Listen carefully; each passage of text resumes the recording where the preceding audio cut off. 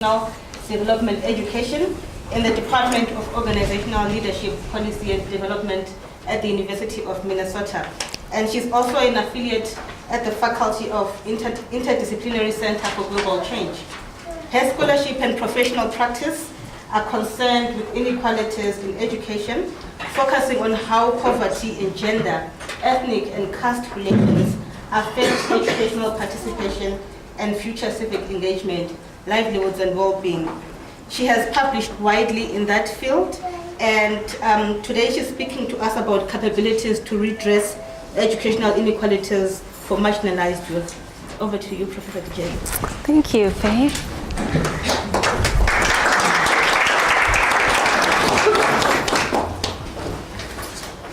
So, I think it's this one.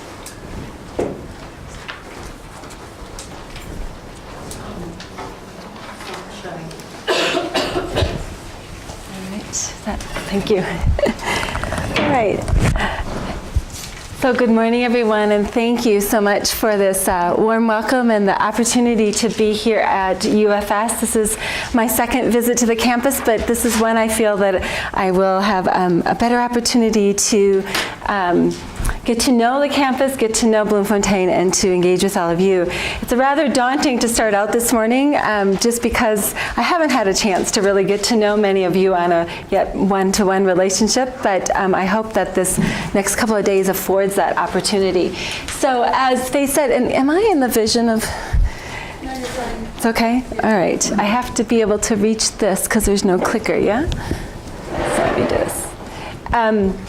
So, as Faye said, I'm going to talk about capabilities to redress educational inequalities. As Melanie said, this is a major concern of the center here and the work that all of you are doing. But I want to suggest that that not all work that uses a capability approach, even in education, necessarily is always concerned with redressing inequalities. So part of my task today is to try to talk about how do we sort of conceptually reframe some of the ways that we think about the capability approach and capability specifically to get at some of these inequalities that exist in various contexts. Let me just say a little bit about, this is actually a paper that attempts to draw together a host of different work that I have done. So I'm going to try and move quickly through this, but I work more in the space of working at kind of secondary level, basic education and secondary level, so not so much higher education, but I'm going to try to make some implications for what this means for educational pedagogy at all levels of education. And I'm drawing particularly on two studies that I've done. One is a 6-year-long study in East Africa with youth in Kenya, Tanzania, and Uganda who were both in and out of school. And then another study that I have, a 3-year-long study in India, working mostly with rural and Dalit young women.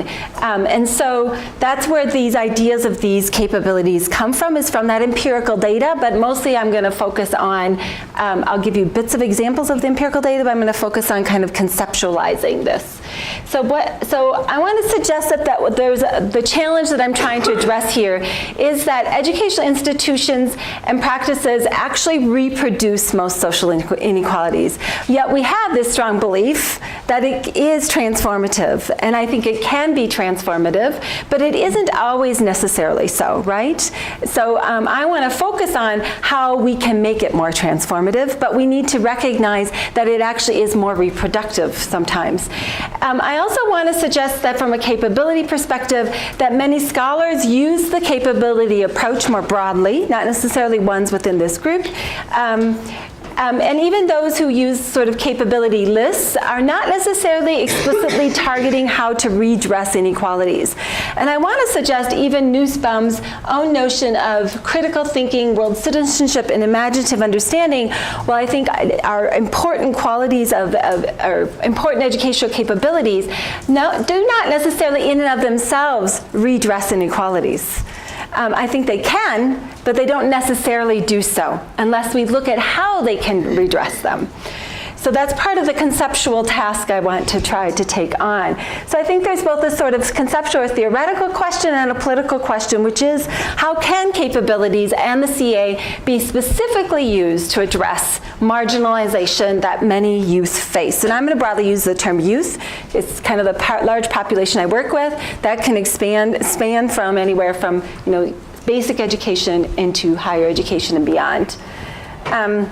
So the purposes of the presentation and the paper are really threefold, and that is to utilize and bring forth a sort of set of post-colonial questions and critical feminist questions that I think are necessary for helping us to theorize the use of a capability approach in the educational space. I'm going to spend a little bit of time on that. I spend more time on the latter purpose of this. I'm also going to talk a bit about these three capabilities that I think are important to enhance an ability to choose and to achieve well-being. And again, those come from empirical data, so I don't think that they're the only capabilities. But I do think that they are important in terms of how we conceptualize this relationship between individual capabilities or internal, what Nussbaum calls internal capabilities, and the sort of structures or that create inequality, or what she calls combined capabilities. And finally, I think what's really important, and I was tasked in this paper to think about educational pedagogies and practices that actually foster these capabilities. So I'm going to try and give a little bit of a sense of what that might look like and could be adapted in various educational contexts. I apologize, I'm going to be rather quick because of the timing, so I realize my speed of talking is probably quite fast for many of you. So a couple of assumptions, I think, in terms of this use, my use in this case, of the capability approach, and that is that it really is necessarily relational. And I know that we talk about that a lot in a lot of our work when we write about a capability approach. I'm not sure, however, when we utilize it, if theoretically, that we actually use it relationally. And what I mean by that is that we talk about the social conditions and the individual, the structure and the agency relationship, but we don't necessarily always bring them together theoretically and conceptually. Including my own early work. One of my earliest work on this was really focused on what are those social structures and conditions that actually marginalize youth in education. And I didn't really theorize that alongside the agency side of it or the individual capabilities. We know that the reason why I think it is relational is that what is valued as just is socially debated and influenced, and that is a relational process to decide what is just. The second point here is that my use of the CA is concerned with justice, and I think that many of us say that, and that's where our work is positioned. But I was reminded of this when I was rereading Ingrid Roy Evans' book, where she clearly says that it doesn't have to be concerned with justice, right? That there can be sort of agnostic uses of a capability approach. So I want to be clear that I'm using it to try to address how do we transform inequalities in society, which means that we necessarily have to look at these sort of social and institutional arrangements that actually create those inequalities. So this is a sort of model that I've used, and it was it actually might look quite familiar to many of you. It kind of adapts Ingrid Roy Evans' notion of how we look at sort of the individual and their endowments. I've positioned them in sort of a household or a community, that gets transferred into some capabilities, and then we look at how those get transferred into some kind of functioning, what we call well-being, with some notion of agency affecting that, and then our material and social conditions. But this figure has always troubled me, because I think and we know, and Ingrid would argue that it's not as linear as it looks, right? But it troubles me because it is quite linear, and it really makes it hard for us to look at the relationality. I'm not sure that the figure I'm going to show you next is any better. I produced it late last night, so if you don't understand, I've been thinking of it a long time, but it's an attempt to try to say that we have to be looking at the relationality between the individual who is embedded in their family and community and the social environment around them and the endowments they have, and that we do have sort of supportive material structures. So we often talk about social conditions, but there are both supportive ones and constraining ones. So I use the supportive ones as an arrow that can feed into and help build these educational capabilities I'm going to talk about. At the same time, there's a tension here where there's actually the constraining ones that are also happening, sometimes simultaneously with the supportive structures, that actually can then take away from some of these educational capabilities. And then I think from that, in sort of dynamic processes, are the ways that these educational capabilities can be transformed. If you were constrained, they're transformed into things like adaptive preferences, blunted hope, what Bourdieu talks about in terms of blunted hope, constrained agency, or maybe varying ways that our well-being can be produced. And if they're supported, then they're transformed into more aspirations and agency that actually can be achieved, and well-being achievement. I realize this is still abstract. In putting the kind of ways that I use this in my own empirical work, the 3 capabilities I'm going to talk about would be here today. And then there are some very specific kinds of constraining and supportive material and social environments that I would talk about in the context where I work.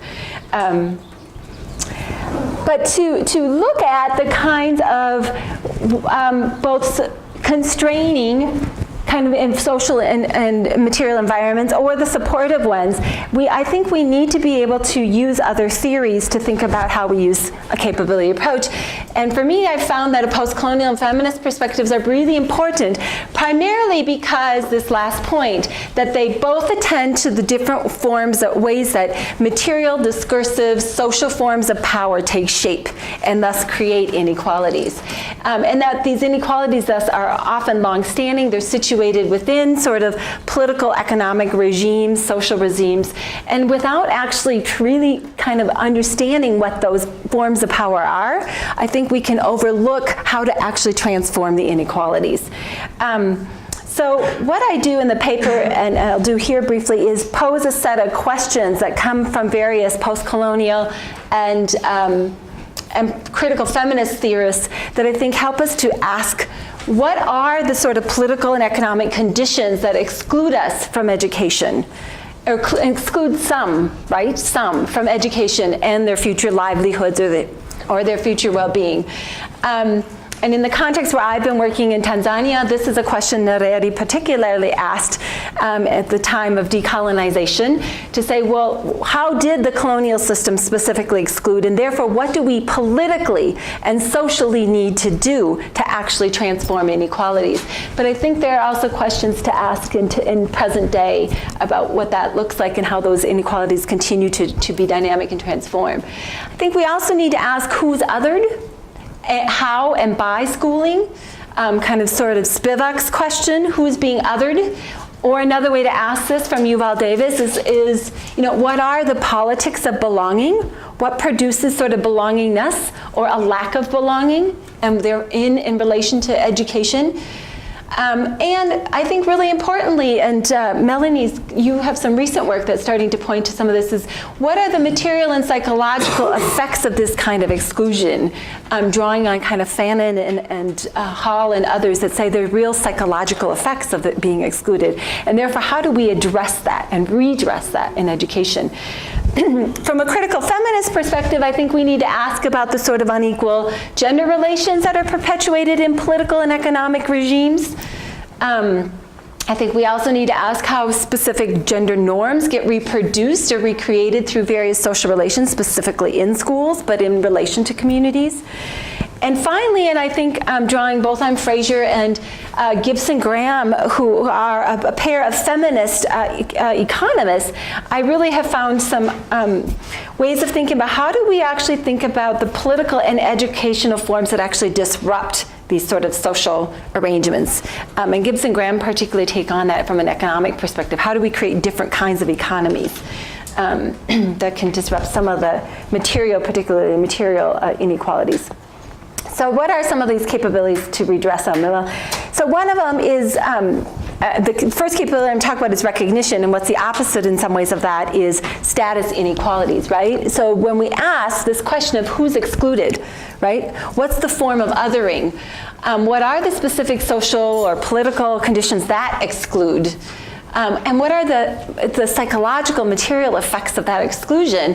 I think one of the things we can say is that there's sort of status inequalities that, and those status inequalities look differently in different contexts.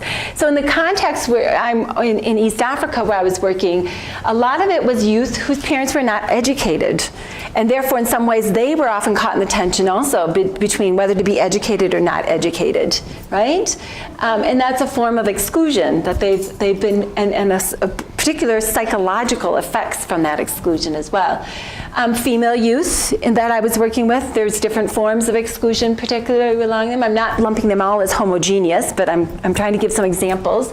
And in the case of India, where I'm now working, it's very clear that some of the lower castes face particular kinds of exclusion, and even though they're now legally and in many other ways included in education, there continues to be many, many kinds of psychological effects of their exclusion.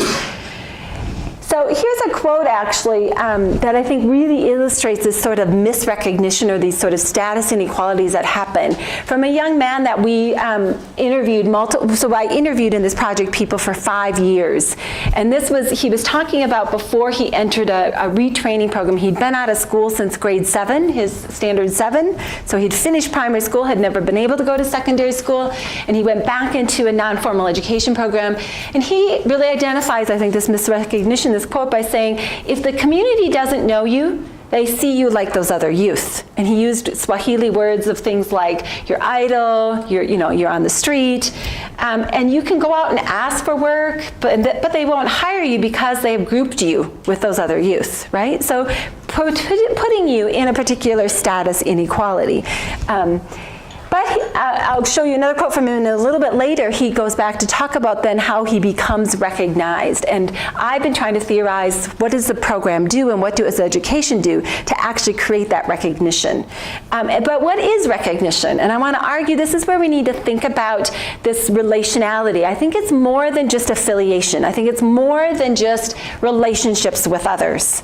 We can develop lots of relationships with others, but that doesn't necessarily mean that we're recognized as being equal.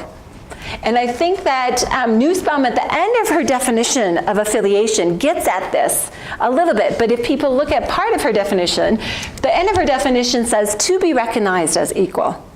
But it talks a lot about being affiliated with others, but in order to be recognized as equal, right?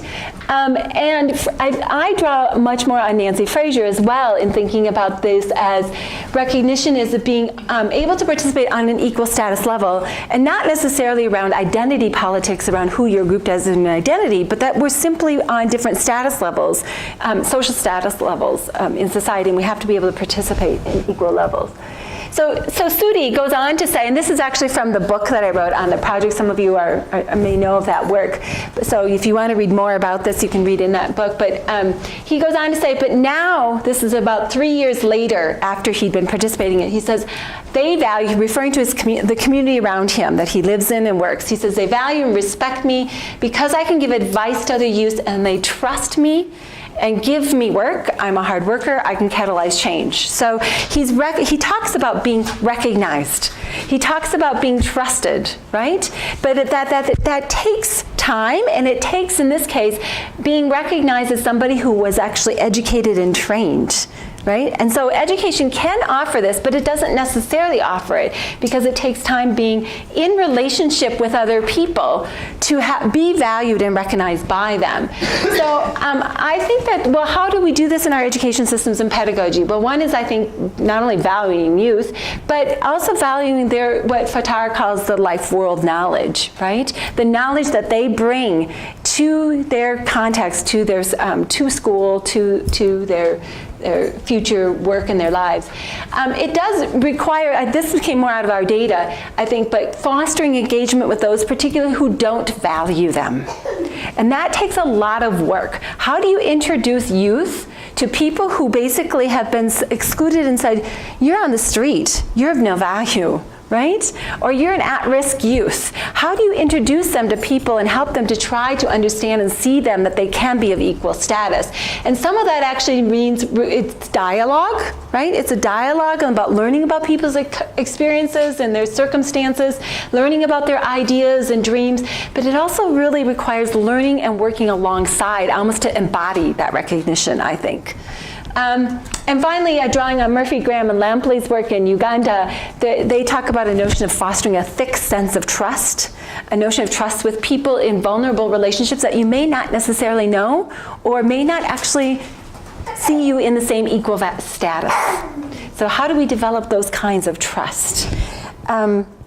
I'm going to move on to the second kind of capability, and so the real question here is looking at like the diagram I showed you is not only the individual and their equal value status, but then their agency. How are they able to act on and perform and achieve their well-being? And so the issue here is constrained agency, right? And questions I think we need to ask from sort of the post-colonial and critical feminist perspectives are, again, what are the specific political and economic conditions that actually exclude and constrain this kind of agency? Similarly, what are the political and educational forms that could then disrupt it and transform them? We talk about this a lot in the capability approach around things like constraining aspirations, adaptive preferences. I think there's a problem with adaptive preferences. Personally, I think we need to theorize that a little bit differently. But it also comes out in terms of how we script roles and norms and expectations for people. And Bourdieu talks about this in terms of sort of blighted hope or frustrated promise. What does giving education do often? It gives frustrated promise. And the question for me is, so how do we move beyond that and try to actually transform it? And here's a quote, again, from a young woman from our East Africa study I detail quite large, her narrative in quite depth in another paper of mine that actually illustrates her sort of way of thinking and being able to work on her aspirations. But not only her aspirations, I argue in this paper, her aspirations alongside her agency. So she says, when I was in my first year, and this is an interview about in her third year again as well. She says, when I was in my first year, and this is at secondary, she had been out of school, she returned to secondary, she said, my mind was not so developed, but now I have improved thinking capacity, so this speaks maybe to critical thinking that Martha Nussbaum and others talk about, and my mind is broader, I have the ability to think far, I can think about the future. And she says at this point, she's in technical training, she says, I could only think of being a mason initially. But now, she says, I'm thinking of being an engineer. Now, what happened actually was she not only thought of being an engineer, but she had people around her that helped her to think about what does that mean? How can you do that? How can you achieve it? And when I met her after she completed her 4 years of study, she actually did go on to tertiary education, not for engineering, but it was a related sort of construction, masonry field in tertiary education. But it took a lot to support her to not only have those kinds of aspirations, but to achieve them. So what is then what I call imagining alternative futures, which I think is a little different than Nussbaum's notion of imagination or imaginative thinking. I think imaginative thinking is part of it. But again, if we consider the social part, right, the social constraints on these people, we need to think that it's more than information basis. Information helps, but that doesn't mean every person can take that information basis and turn it into achieving their future. I think it's more than autonomy. Autonomy helps, it matters, but I don't think everyone who has autonomy still can turn that aspiration into that future, desired future. It does include critical thinking, I think particularly from a critical pedagogical perspective of like understanding one's social situatedness, knowing the kind of structural constraints, but it really requires this interlinking between one's aspirations and agency and the sort of social structures that help people navigate what Gale and Parker call navigational capacity, which is about giving people pedagogically the kind of guideposts to navigate one's options, which is not about, I can only do this on my own, I know what I want, I can do it, but it's about where are those guideposts and who are those guideposts so that I can achieve my aspirations. And one of the things that came out in our India study a bit more is that it's also about not just having knowledge about other places and other options, but actually seeing and experiencing those other options. When the program we were working with in India took girls out of their community and actually brought them into unknown experiences, they first began to see and experience what possibilities could be, sort of kind of imagining their possibilities or possibility thinking, which I think expands a little bit on how Nussbaum talks about imaginative thinking. I'll be very brief with this last one around, so the kinds of challenges here are the conditions of inadequate economic and social support when we look at how and why people are excluded, and what the capability that I want to talk about is really about community care to overcome this sort of economic and emotional support. And again, these are related to some aspects that Nussbaum has talked about. But I had a long time trying to rename this capability because it was clear that one had to include community in this, that it wasn't just care, right? And it was about a sense of community care that is both economic and social. And it's about having a certain ethic of well-being for all. And this really came out of a lot of theorizing around, well, from the data in Tanzania, but I think it really relates a lot to Ujamaa in Tanzania, which has probably some equivalence to Ubuntu here, in that the way they talked about care was through reciprocity and solidarity. Young men and women would talk about being able to earn money, but not necessarily using that money for their own wealth, but redistributing that money so that somebody else could get ahead, so that they could go back for training, that they could go back and acquire skills to be able to do the kinds of work or achieve the well-being that they wanted. They also talked a lot about emotional support and having sort of symmetrical relationships. And here I don't have time, but in the paper I talk a bit more about Yuval Davis's notion of an ethics of care that is symmetrical, not asymmetrical.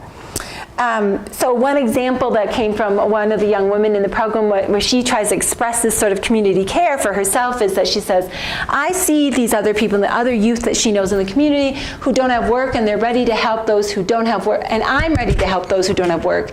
And she talks very specifically here about being able to supervise a young man who she helps to acquire some new skills so that he too could earn a little money. And then realizing that this comes back around in this reciprocal process, so that the community then respects me, right? That I can support these youth. And there were others who talked about this very reciprocal process of giving monetarily and giving and emotionally to others so that they could then get it back later at some other point in their own life. So I don't really have time to go into what this means in educational pedagogy, but I think that we need to be able to foster this sort of solidarity and reciprocity in our educational institutions, both economically and emotionally or socially. And I talked briefly, so I want to suggest that there are other capabilities. I think that there are lots of lists of capabilities that in educational space that you all have worked on and I think are important. Like critical thinking, practical reasoning, imagination. What I suggest is that these are all necessary, but they may not in and of themselves be sufficient unless we theorize or conceptualize them in this relational way to the social structures that might inhibit us to be able to employ that practical reasoning to actually redress some of these inequalities. Otherwise, we are stuck with getting sort of adaptive preferences sometimes. We might have the knowledge and critical thinking, but we cannot necessarily employ them. So just to conclude, what I would like to say is I think post-colonial and critical feminist perspectives ask us to consider the political processes that can actually disrupt inequalities within these sort of structures. And I think as educators, then, we need to ask ourselves, what are the practices and pedagogies that can reveal power inequalities and disrupt these oppression in specific ways? And in this way, I argue, education is political. So thank you.